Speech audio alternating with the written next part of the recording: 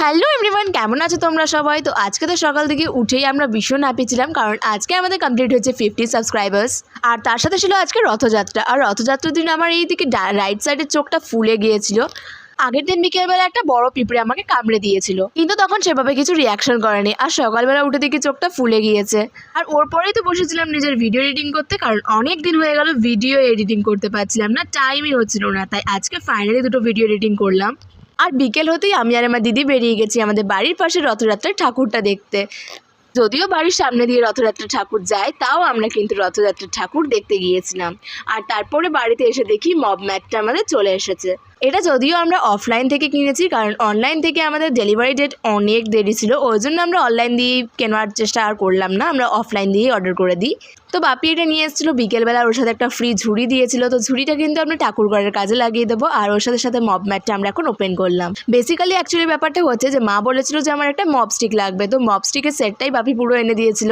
কারণ আমার বাপি সবসময় বলে যে যেটা কিনবি একটু ভালো কেন, দামি কেন, পারফেক্ট দেখে কেন। তো সেজন্য বাপি এখন তো এটা নিয়ে আসবেই।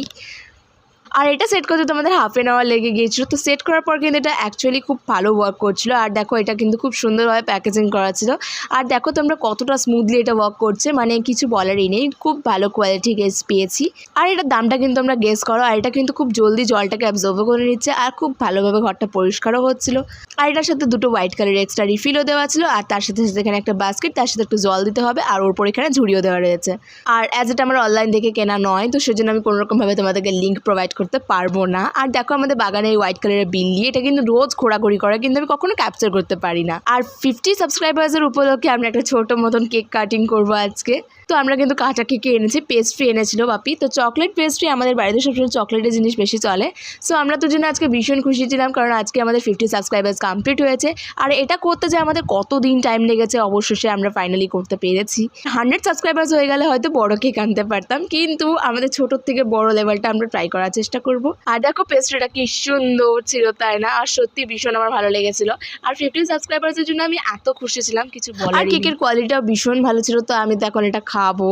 তো দেখো আমি কিন্তু ভীষণ হ্যাপি, আর এদিকে আমার দিদিও ভীষণ হ্যাপি ছিল। আর এটা কিন্তু খুব সুন্দর, মনেই হচ্ছিলো যে আমি কেকটা খাবো, মনে হচ্ছিল এটা প্রিজার্ভ করে রেখে দেবো, কিন্তু জিনিসটা তো খেতে হবে, খাওয়ার জিনিস না খেলে হয়।